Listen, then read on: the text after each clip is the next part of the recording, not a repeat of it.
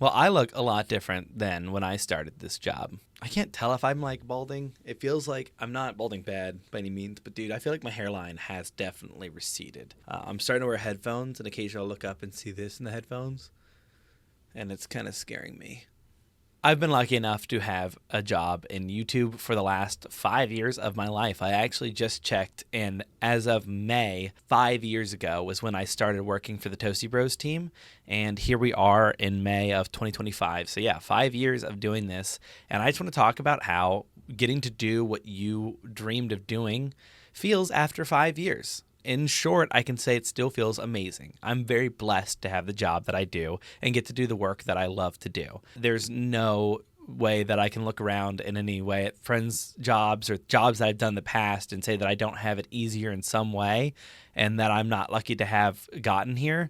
There's a level of almost guilt at times when my friends talk about their jobs because I get to do this. And I brown-nosed and did everything I could to get this job from Matt and Jackson. When I say like I did everything I could, it's not like I was out there grinding in the streets, walking up hill both ways through the snow and the rain. I was just doing everything I could to be in their face and be like, I would love to edit. I would love to edit. I would do it for free. Please let me do it. And I feel like I do deserve the job that I have. I don't think I did when I started. In fairness, the McAllister that got the job had the skills that were maybe worth what he's being paid at the time. And there was definitely a point in the middle where he did not deserve what he was getting. I think the me now that sits down to work for his normal hours deserves the job he has, and I'm very proud of who I've become and the stuff I get done and the ability to edit that I have, to the point that I believe I'm going to be starting my own channel just for fun here soon. Just little short video essays. If you want to check that out, I might leave a description thing below. It feels kind of scummy to leech, but I do want to start my own thing at some point. But I just think that some people don't realize that when you do get to do what you love for so long, there's always going to be a level of normalization of it. It's like the scale of happiness. I don't remember where it was, but when you like look at people who win the lottery, they're happy up to here and then they plateau. And there's always weeks or months where I feel plateaued at this job where I'm like, oh, I'm too used to having such a nice career. And that can happen to anyone. And we're lucky to have the chance to have that happen to us. It's always hard to say, I have to go to work today, and work is making YouTube videos. But I think if you get acclimated to anything, it becomes your new normal. And it's hard to remind yourself that you've achieved a goal you've had since you were a child. I know to this day I use a Blue Yeti microphone at home that I bought with my first $100 I made from McAllister's Deli, and I bought that swearing I was going to be a YouTuber. And I took film classes throughout all of high school and college because I knew I wanted to do YouTube. And this is not how I thought it would end up. I thought always I would be somebody making the videos, but I think I've actually long learned that I prefer behind the screen. I think it's so much cooler. These videos that I make for DIY are part of kind of an agreement. Matt and Jackson, they want us to be creating content to, practice, learn, push our boxes, and, it doesn't hurt that it makes a little bit of money occasionally when we have a good video, but it's something that helps keep our skills fresh and gets us more comfortable in front of the camera. So when I make these videos, they're not necessarily not every time a labor of love, because I have tried it before in the past, and I can tell you those videos did jack diddly, which is totally fine. If you're going to make videos, you cannot do it for money. It is a hard thing to try to tell people when I do what I do. It's always awful when I feel like somebody is like, well, how do I get in that? And I'm like, well, first off, you got to be lucky and at the right time, or you've got to work like a dog for a long time to try to find these connections that will pay as well as you hope they do. I think I know one other person who, like, through my family ended up working in YouTube. I don't even know them that well. They're a cousin of a cousin, and they ended up doing some videos for people out in California, and that was cool for them. We know another guy who does videos for like World of Warcraft and whatnot. So like we are connected to a few people, but even fewer still, I feel like, make a good living doing it. Some people we know just make the videos because they love the content and they make a good bit of extra side cash, or they're willing to live off what might just be someone else's side income. I think your level of willingness can change, how much you need to earn to be able to do this as a living. For me, I don't think I could do it for less than, X amount, and X would have to be higher than what I earned working at Zaxby's, which was $16 an hour. And, the hourly rate isn't so big to me when you're working what you love. It's more about how many hours do you spend doing it during the week, and how many hours do you get to develop your own sense of self and time and reflect and be with the ones you love. And luckily, this job gives me plenty of time to do that. I get 2 hours almost every day before my fiance gets home, where I just sit with our cat. I usually take a nap, I relax, I do something, and then when she gets home, we've been going for walks. It's been nice. And I think I'm very lucky to have that time. And when my parents need me, I'm very free and available because of the schedule we work. There are definitely those days where I feel drained, where when you work a creative job and that you must put out a video, and I apologize for those who watch the main channel, there's probably been a video that you got that could have been maybe that 10% better that I couldn't give or didn't have it in me at the time because, life is happening. I'm tired and I need to be creative every day I'm at work.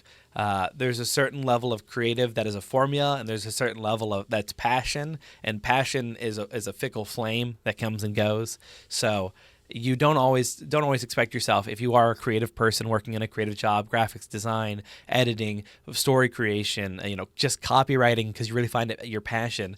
Don't feel bad when those days come to test you, where you need to do your thing without the fire.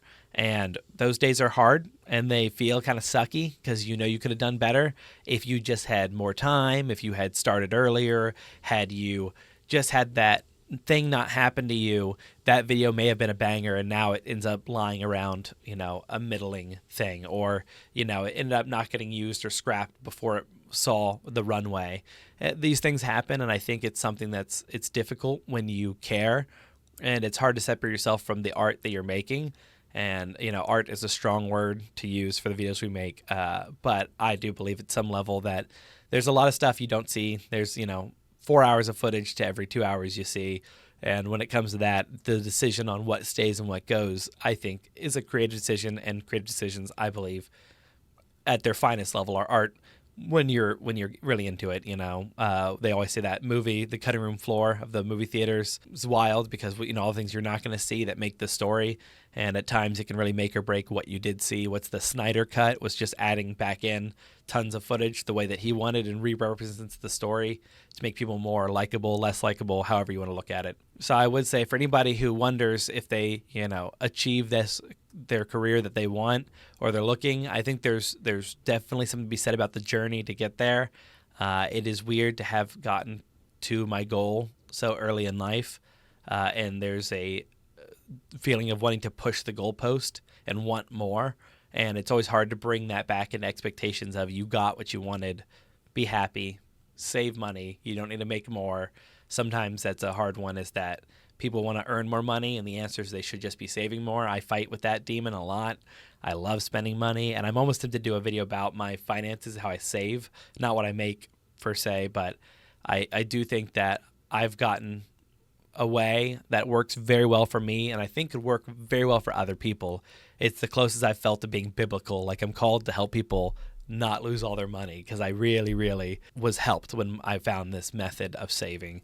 So I don't know if that's of interest to anyone. That's kind of a side note, but after doing this, like I said, for 5 years, I hope I get to do it for the rest of my life, and something at least adjacent to it. I do have aspirations to do more, as anyone does, but it's always a fickle game going back and forth to decide whether what I want to do is more or whether I need to do more. There are times where you get into this in your, a teacher of 10 years, and you should be going to some forms of betterness, of greatness, of certifications to make yourself the best at what you want to do. Otherwise, I'd argue you shouldn't really be doing it. Now, even when you want to do something, like I said, days that you don't will happen, and that's fine. But for me, you've seen DIYs on this channel where I show you After Effects, where I show Unreal Engine 5, where I show Blender, where I've tried to learn these new programs to help better the craft I'm in. And I don't often stick with a lot of them. I failed a lot of the ones that I did try. And the thing is that I think I'm a better person for it every time that I've done that, because every time I failed, when I go back to that one, I have this quicker startup because I remember the things that I definitely shouldn't do. And that cross training means when a new program comes out, I have a better chance of picking it up off the go because I've exposed myself to new things. And that makes me happy even if I messed up.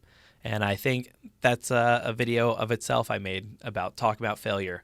So if you have any questions for somebody who gets to work the job that they love, and you wonder if maybe It can come with all sorts of things. Imposter syndrome I've never suffered with, but there are definitely things that you can get. What it's like how the wealthy people have therapists for being too rich because they don't have friends. I'm not trying to offer that, but I just want to say, if you're somebody who has a job that you've dreamed about, I'm sure you can relate. And if you're somebody searching for that, that doesn't mean the end of your problems. It just means the beginning of a new chapter of your life, hopefully. So if you all enjoyed this, feel free to leave some sort of response below. And if not, that's fine. You'll have a great day.